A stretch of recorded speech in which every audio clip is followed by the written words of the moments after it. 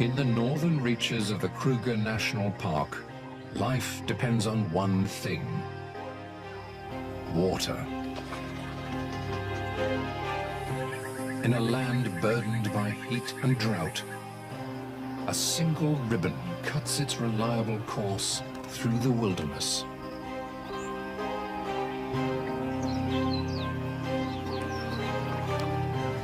It's a lifeline to all creatures, great and small. In the height of the dry season, everything must come to the river. From dawn to dusk, animals converge on the banks of the Luvuvu as it winds its way through the many habitats of an area known as Pafuri.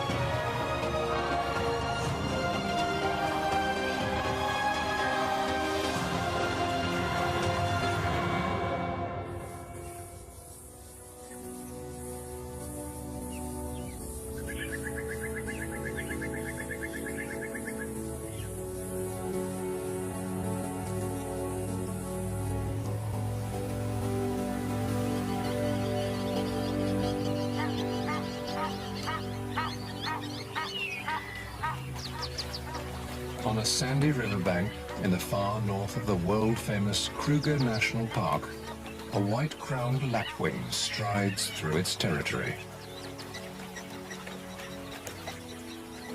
He and his mate control half a mile of riverbank.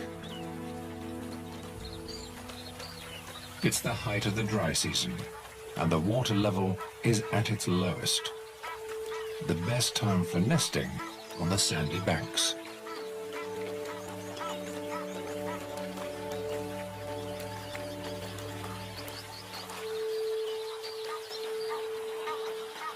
The Lapwings River is called the Luvuvu, and it flows through a very special piece of wilderness known as the Pafuri.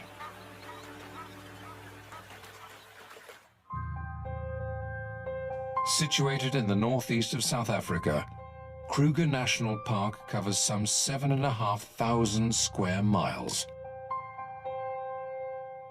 The Pafuri lies in the most northerly reaches of this expanse. It's sandwiched between two rivers, the Limpopo to the north and the Luvuvu to the south. When they break their banks, they nourish a great floodplain that covers much of Pafuri.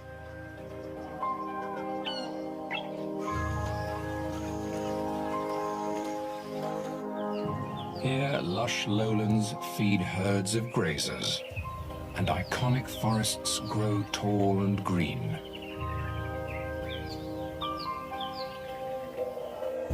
Where less water gathers, hardier plants grow, adding to Pafuri's incredible biodiversity. Although it makes up just 1% of Kruger's total area, Pafuri is home to 75% of all the greater park species. Among these, some creatures stand out. From species rarely seen in the rest of the reserve, to great herds of its iconic characters.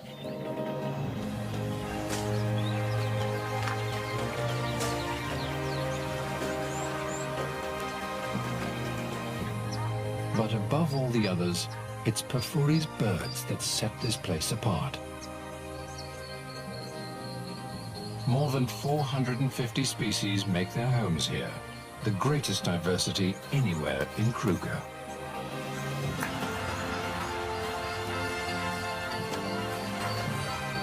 For many tropical African species, this is the most southerly extent of their range. It's midwinter and the height of the dry season.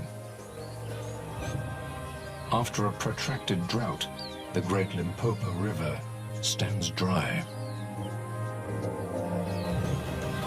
But the Luvuvu still flows, making it a busy watering point for birds and animals alike. And the lapwings have done well to secure a spot on the banks.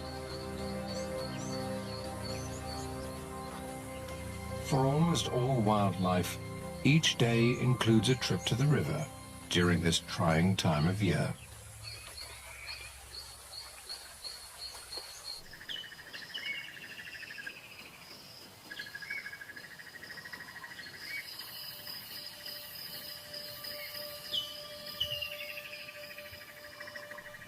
As morning dawns in Pafuri, a herd of waterbuck grazes on the marshy floodplain.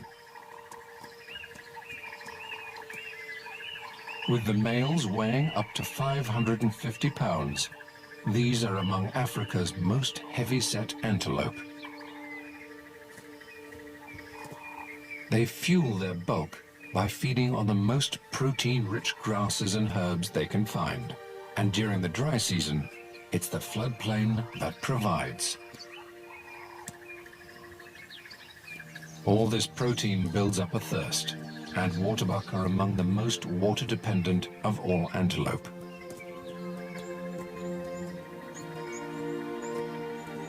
As the day heats up, they'll move down to the Luvuvu to drink.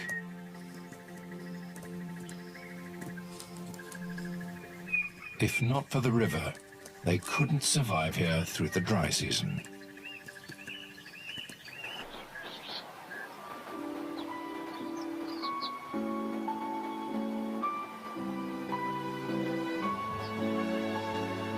The river flows from west to east across the park, shaping the landscape and attracting its wildlife.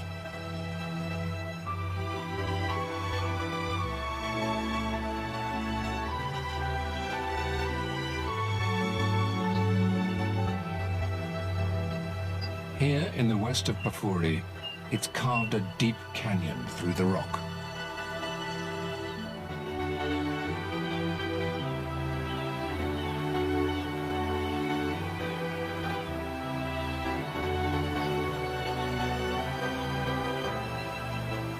Known as Lana Gorge, it's testament to the Luvuvu's steady flow over the millennia.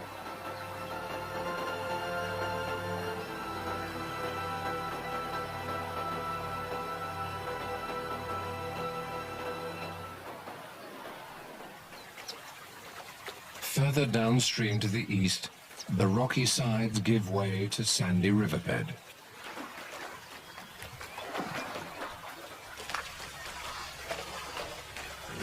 Here, a young bull elephant has arrived early to quench his thirst.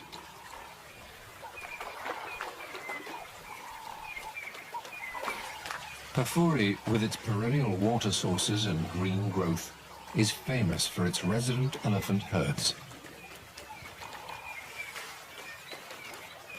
But this bull has left his herd, and for now he leads a more solitary existence.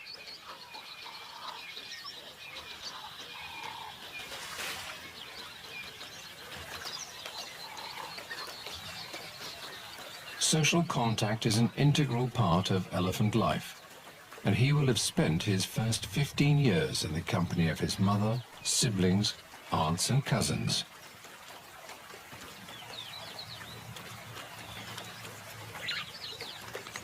As he moves down the river, he smells the air for signs of other elephants.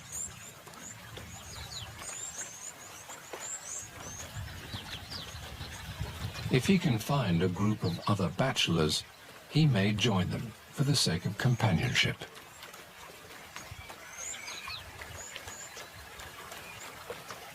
But for now, he's on his own.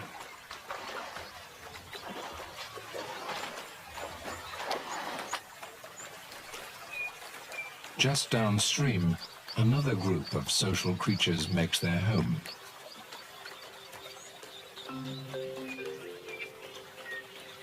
White-fronted bee-eaters live in small families consisting of a breeding pair, and up to 5 related birds that'll help them raise their chicks. In a few months, when early summer brings the rains, they'll dig more nests like these into the riverbank to lay their eggs. The rain will trigger a flush of insect life, and there'll be plenty of food to feed their chicks. For now, the adults can support themselves on the insects around the river.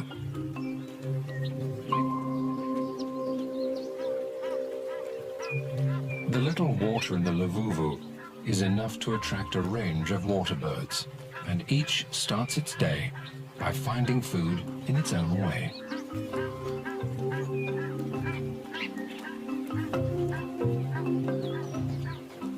A pair of African jacanas treads delicately at the water's edge.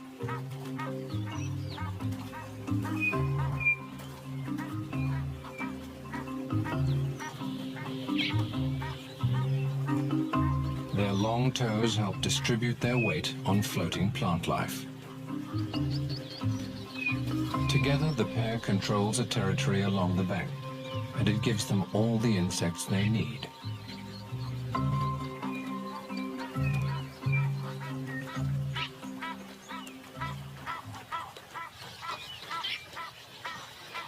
A pair of Egyptian geese forages on aquatic plants growing in the stream. They get stuck in, reaching down for the tastiest morsels.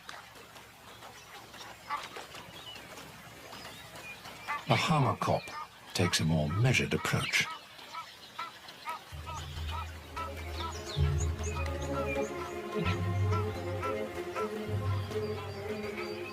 He's after creatures living among the river vegetation.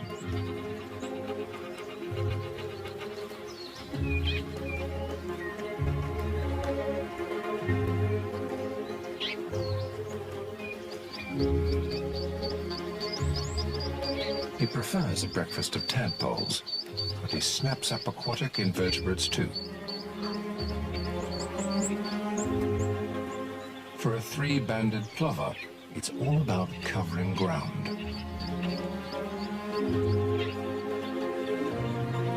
He moves quickly along, pecking at the water's surface for insects and their larvae.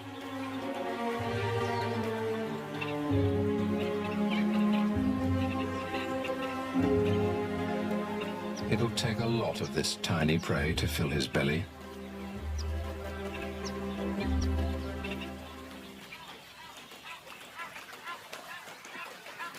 While some are enjoying the river's ample food supply, a great egret is finding things trickier. It's after fish and amphibians, but they're proving elusive.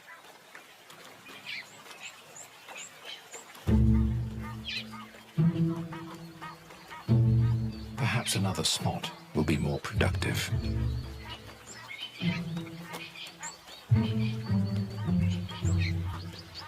It readies itself for the strike, but fails again.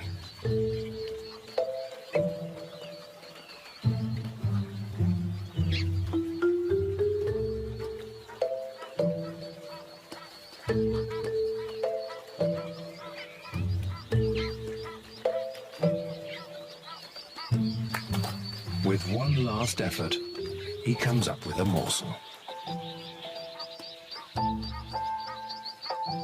It's not much, but it's a start.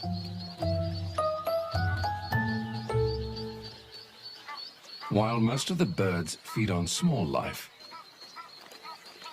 there are others here looking for bigger prey. The banks are lined with the scaly bodies of Nile crocodiles sunning themselves.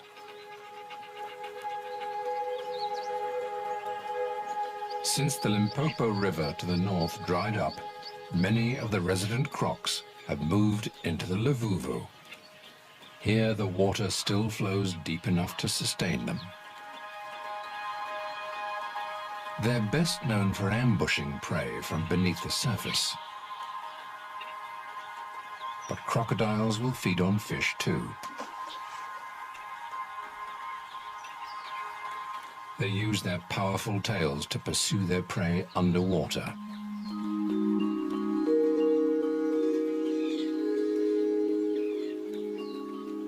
Despite their fearsome appearance, many other creatures seem comfortable in the presence of the crocodiles.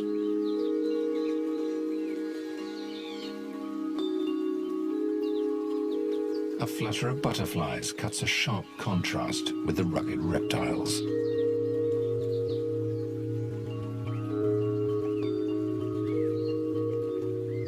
They're gathered to filter nutrients from the bank's muddy puddles.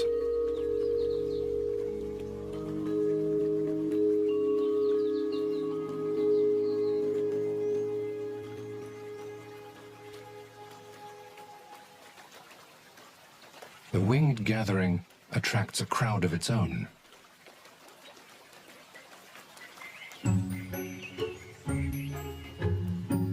Bee eaters.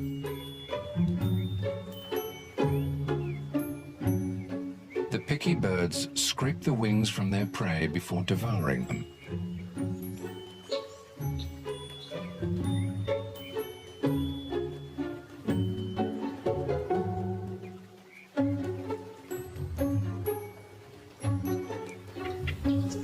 The bee-eater family will join forces with neighboring families to defend their foraging territory against other bee-eaters.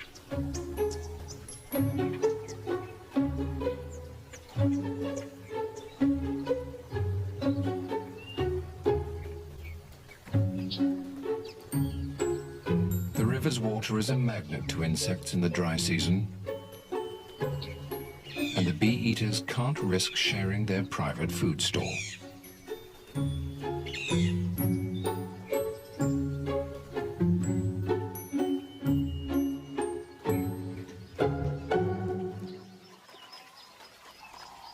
For many animals, Porphyria has lots to offer beyond the Lavuvu.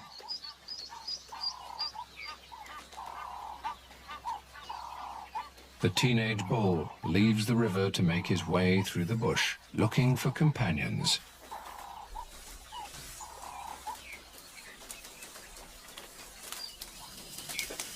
But he doesn't get far before his stomach distracts him. A full-grown elephant bull can weigh up to 5 tons.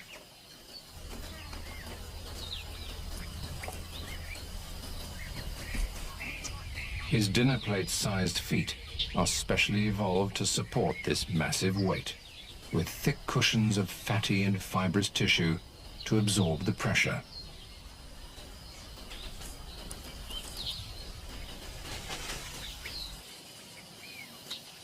His trunk is the perfect tool for reaching the best leaves high in the trees.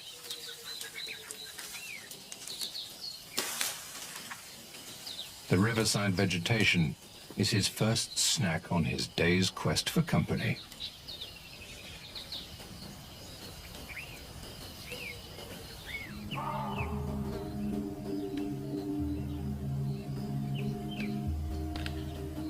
Porphyria has other food reserves in plenty for an elephant, including one type of tree in particular that the park is famous for.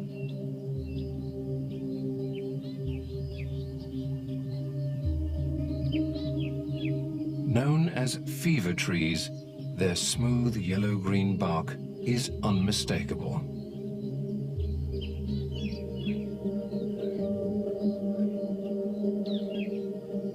Early settlers found that people traveling or living near these trees contracted terrible fevers. They blamed the trees themselves for the illness, but the blame was misplaced.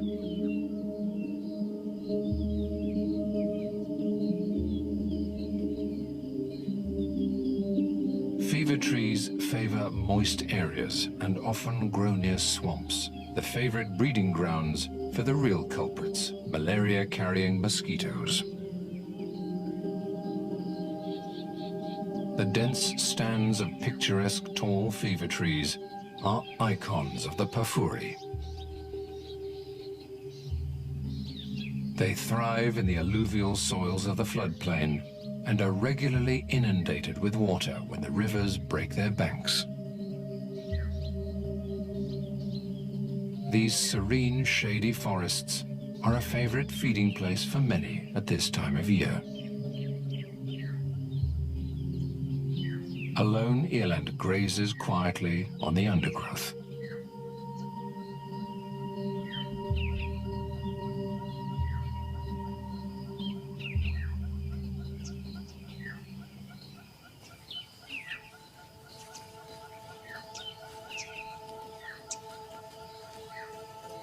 Not far away, a massive elephant bull disturbs the peace.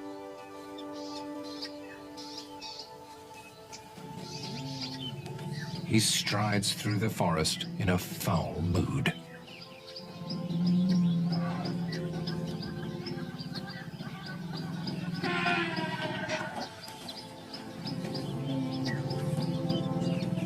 And it soon becomes clear why. He has a handicap to his most powerful tool.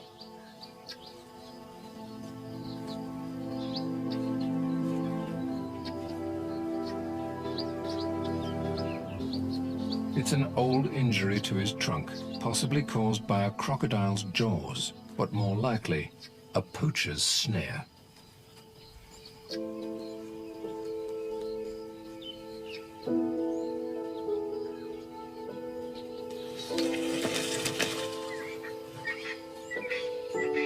He can't fully extend it vertically to reach leaves.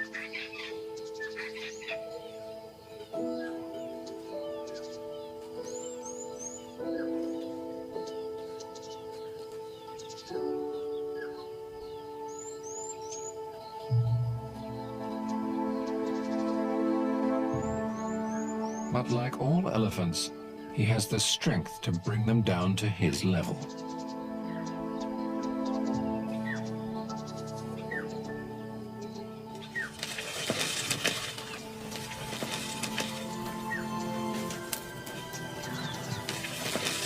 Once he chooses a tree, his incredible power takes care of the rest.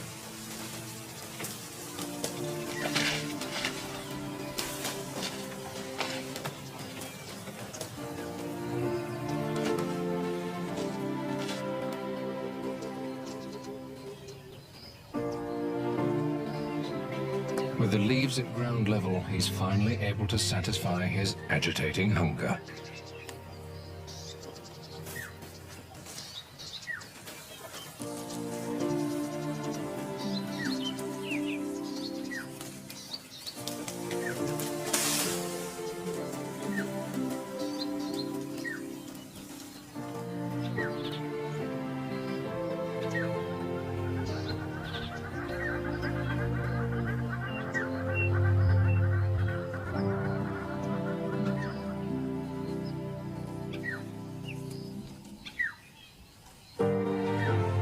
Having eaten his fill, he moves slowly off through the forest.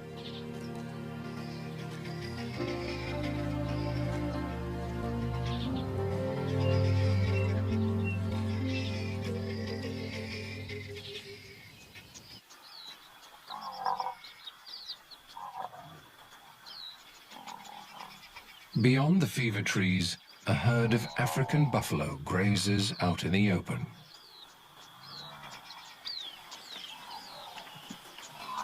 The grasses grow tall on the floodplain, but they're dry and tough at this time of year. This doesn't faze the buffaloes. They prioritize quantity over quality and can subsist on coarser fodder than most grazers.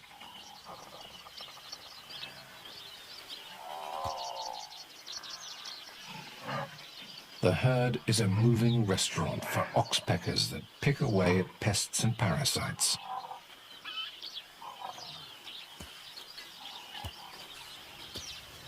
Despite the adults' impressive horns, the herd is wary of predators, for the buffaloes have youngsters with them. Eventually, they've had enough time in the open and head for the cover of Mopani thicket. These dense woodlands thrive on Pafuri's higher ground and add yet another habitat to the park. Mopani is well known for its ability to withstand dry conditions. In the heat of the day, the butterfly-like leaves fold closed to reduce the surface exposed to the sun and minimize water loss from evaporation. They're also a fantastic source of protein for Pafuri's animals. But today it's a brown snake eagle that makes best use of the golden trees. It could perch up here for hours, searching its surroundings with piercing eyes for its favorite prey of snakes. When it spots one, it'll swoop down from its perch, crush the snake's spine, and swallow it head first. For now, it stretches its feathers leisurely and surveys the comings and goings below. With raptors like these around, Pafuri's smaller inhabitants must keep a careful eye out.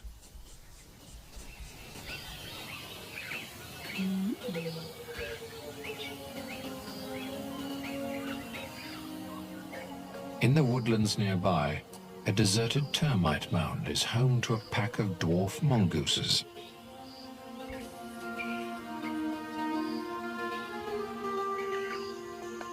As the day heats up, the adults emerge from their burrow, one by one.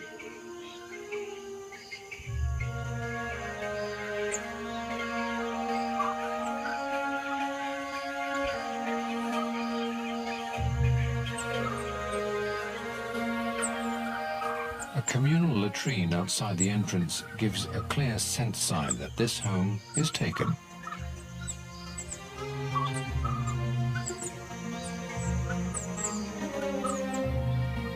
At less than 8 inches long, they have little defense against predators.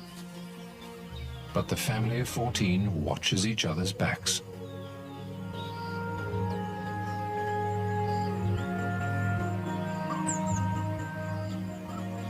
Sentries take to higher ground to get the best vantage point possible. Vigilance is key. There are pups to protect.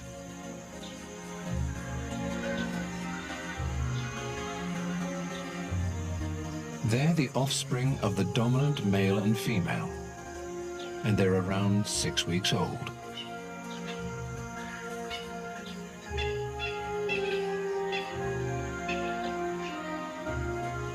The whole pack works together to raise them.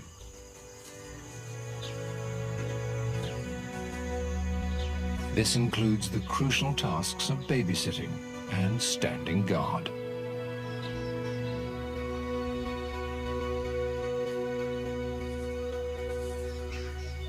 Subordinate females help suckle the young, some without ever having been pregnant themselves.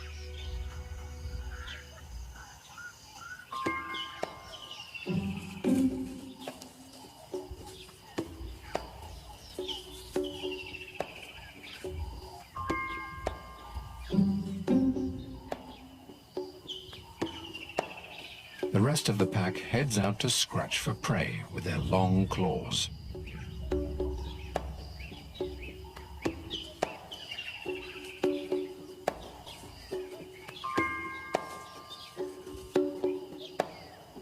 In the undergrowth of the dry woodland, there's plenty of food to be had.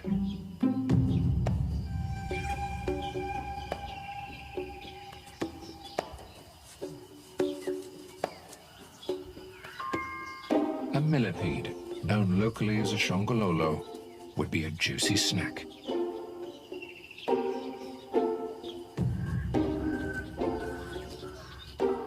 Despite its many legs, it's a slow mover.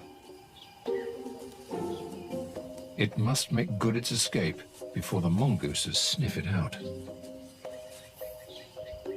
The little hunters do most of their foraging on the ground, and the millipede makes a lucky choice in climbing up a tree to safety.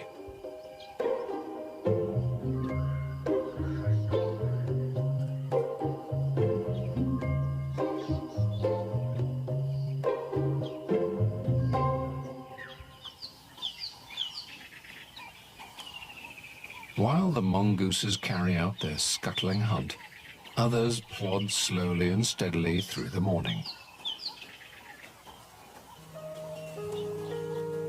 An elephant mother is on the move with 2 youngsters.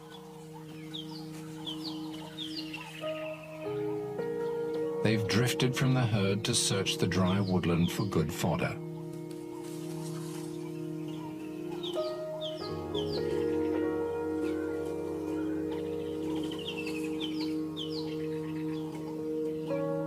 Only the younger calf is the cow's offspring.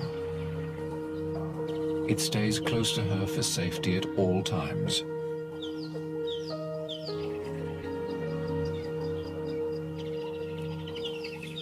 The whereabouts of the other calf's mother is difficult to tell, but it's a sad possibility that poachers have killed her for her tusks.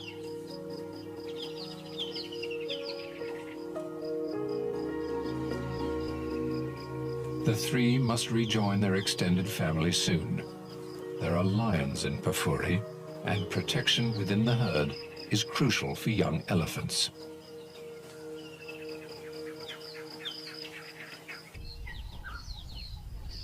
Away from the Luvuvu, a few small wetlands persist. This pan formed from runoff surface water during the last rains, and there's enough here to last the dry season.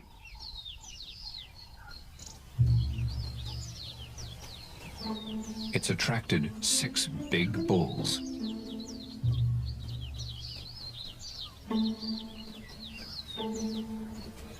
Among them is the young bull that was in the river this morning. The gathering at the water offers him some company at last. The heavyweight with the injured trunk is here too.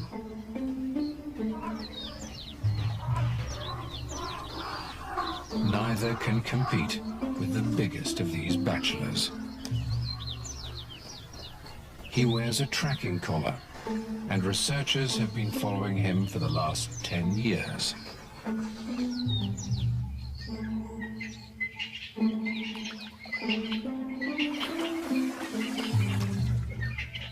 He's now in his prime, at around 45, and has picked up scars of his own during his long life. If all goes well, he could live to around 60.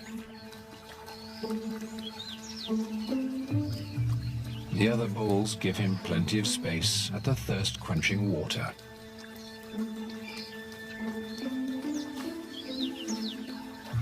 The bull with the wounded trunk has learned to live with his handicap. To get maximum suction, he dips his trunk into the water at an angle. This closes the wound, so he's not sucking in air. But when he sprays it into his mouth, it's a losing battle.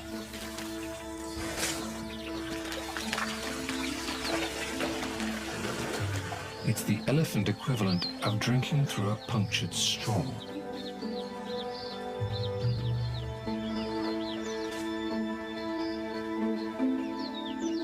With this constant impediment, his agitated state from earlier in the day is easy to understand. But nothing soothes an elephant like a trip to water.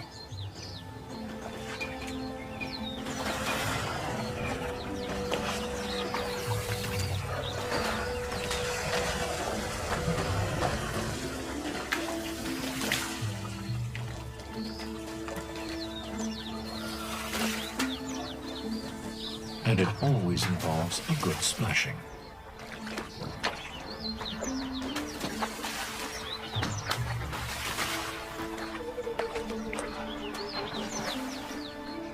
A tree serves as a favorite scratching post.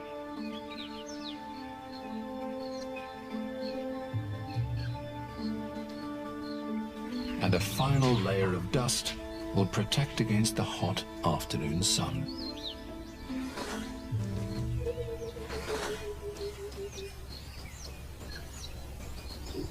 When the elephants are done, as ever, it's Pafuri's birds that make a splash.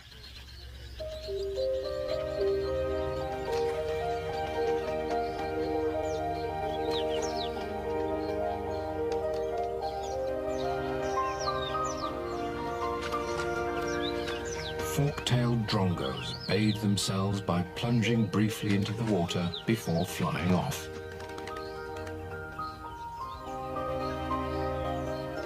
It's the epitome of going for a quick dip.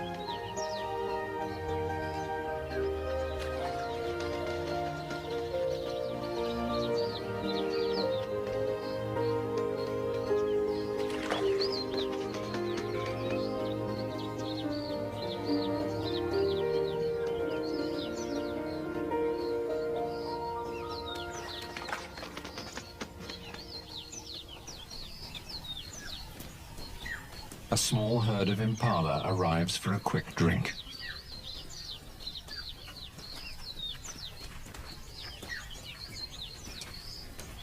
They're vulnerable with their heads down at the water and move swiftly on.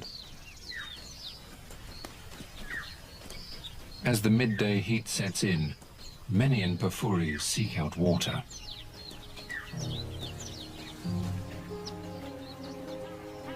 The afternoon is especially busy on the banks of the Luvuvu.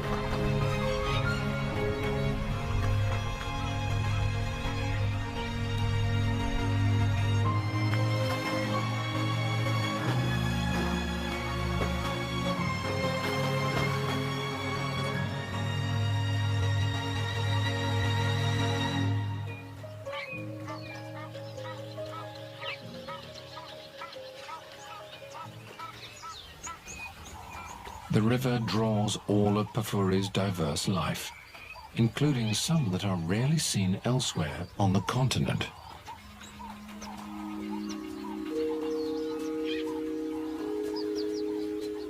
Nyala are particularly shy antelope, sticking to densely wooded areas, usually near water.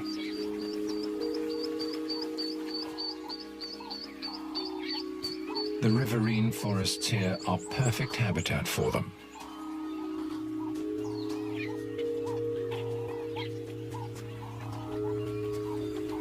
As thirsty as they may be, they're cautious around the water. This is crocodile territory. Across the river, a female Nyala has arrived with her 2 offspring.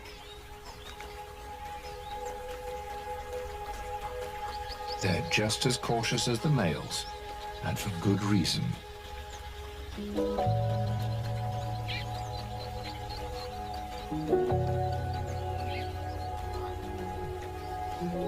The young croc is probably too small to catch the mother,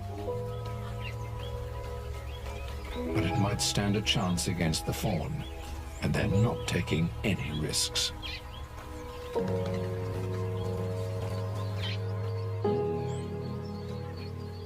Downstream, the shaggy waterbuck have arrived with their young too. Even in the winter, temperatures can top 80 degrees Fahrenheit.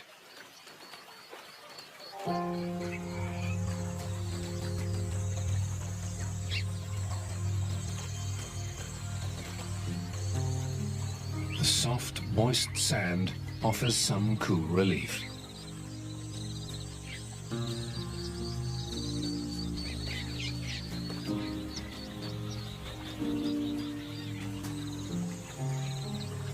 Most of the water come with company,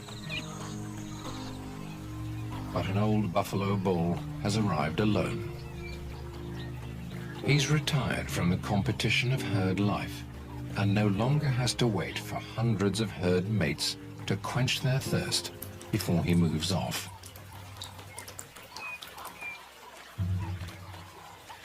He's not the only old male on the banks.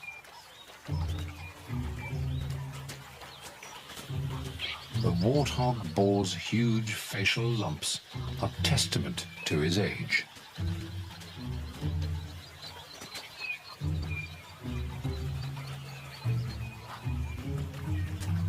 Having quenched his thirst, he turns his attention to food.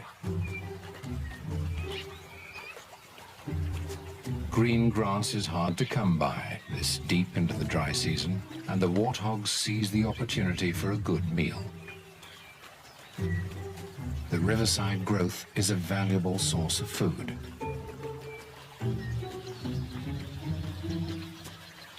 For some, the banks provide a special treat. The seed pods of an acacia tree are a favorite snack for chacma baboons.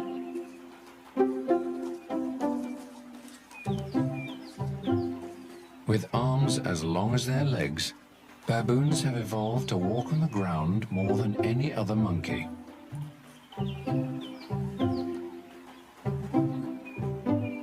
But the youngsters are completely comfortable in the tree, even as they pick their way between the thorns.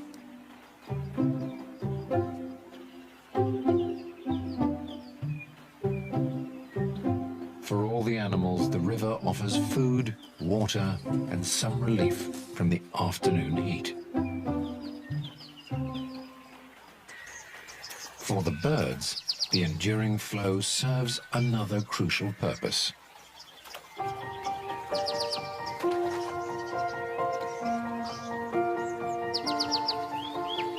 Most birds must bathe to keep their feathers in tip-top condition for flying.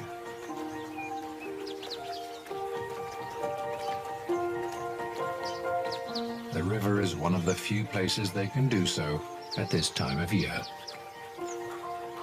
And they take full advantage of the cleansing flow. A white-crowned lapwing indulges in an afternoon bath.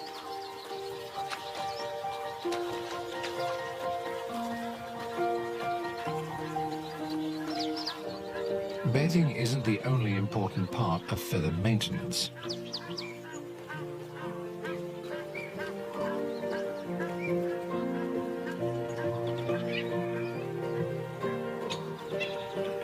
Others along the river preen to remove dust and parasites and carefully organize each feather into its proper place.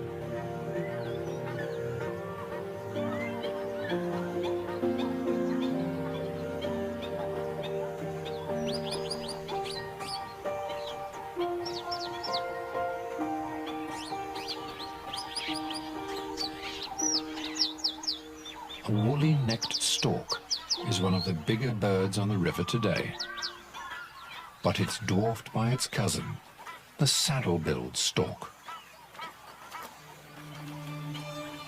It towers at 5 feet tall. Like all other creatures, big birds are drawn to the Levuvu by the allure of water. An 11-pound white-backed vulture makes daily trips to water to drink and bathe.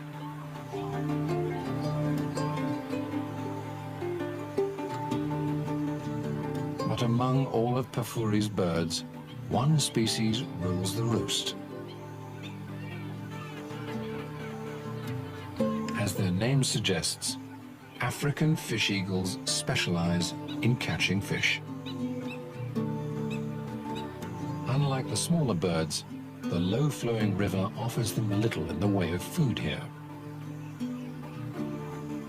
But the eagles are resourceful. They prey on a variety of smaller life, including water birds. They're also fearless thieves, stealing prey from others as big as the saddle-billed stork. All this makes them formidable river mates for the other species.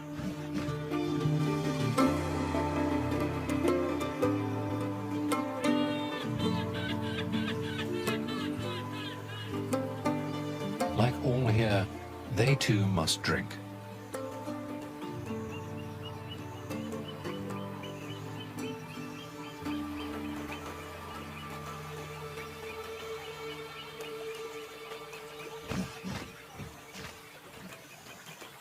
The trickle of the river here is enough to satisfy the birds' needs, but there is one resident of Pafuri whose demands are far greater.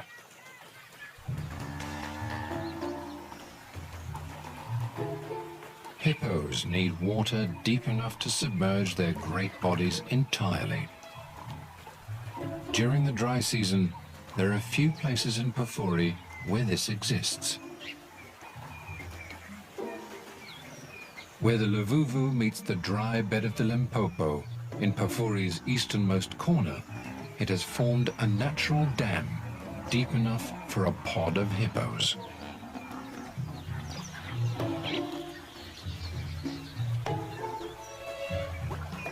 These huge animals have sensitive skins and spend most of their days submerged to escape the heat of the sun.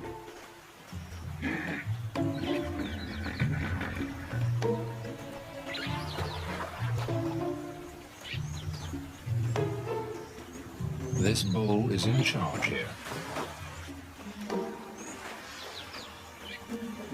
Should he need to assert his control, he can open his jaw to 150 degrees, bearing 20-inch long tusks.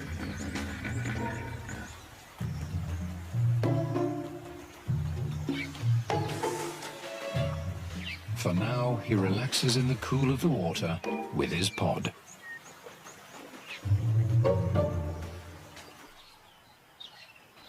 At the end of the Luvuvu, the riverbed of the Great Limpopo shines white under the afternoon sun. Known as Crook's Corner, this point forms the border between three countries: South Africa to the southwest, Zimbabwe to the northeast, and Mozambique to the east.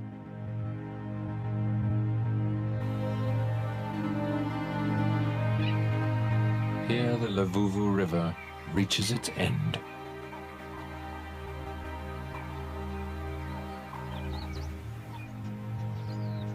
After flowing steadily eastward, it meets a boundary it cannot cross in the broad sandy bed of the Limpopo.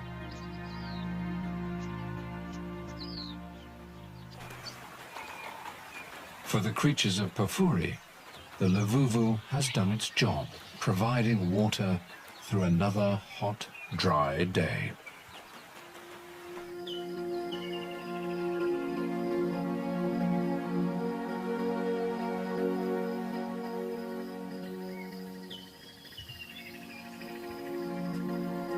As evening sets in, the waterbuck are back, grazing on the floodplain.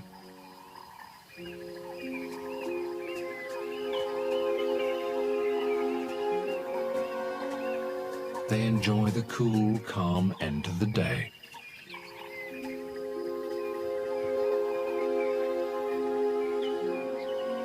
The young elephant mother and her calf have found their herd as they emerge to cross the plain for a drink in the river.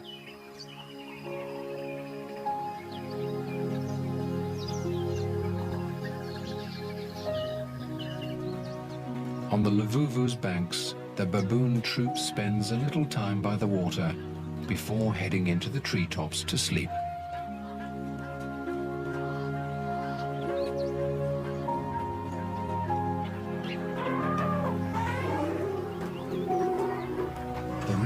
is a picture of peace until the elephants get here.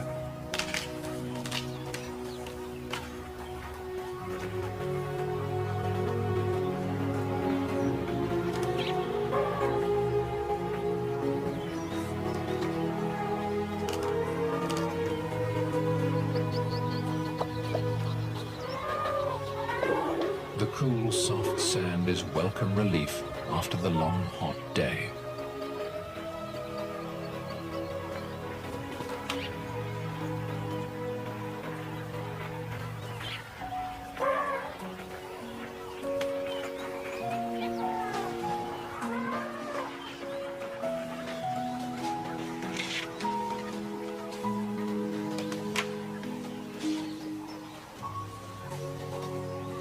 The Lavuvu's banks are the site of a reunion.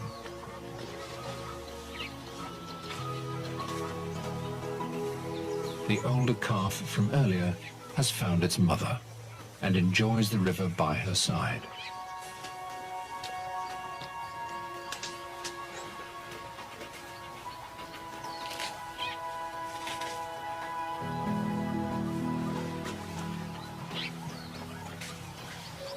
The herd takes its time to refuel with food and water.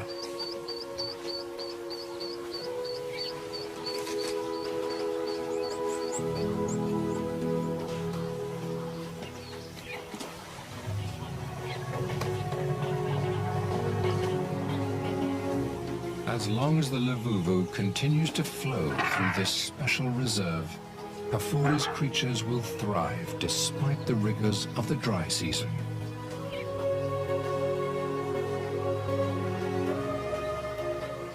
Sooner or later, heavy rains will come.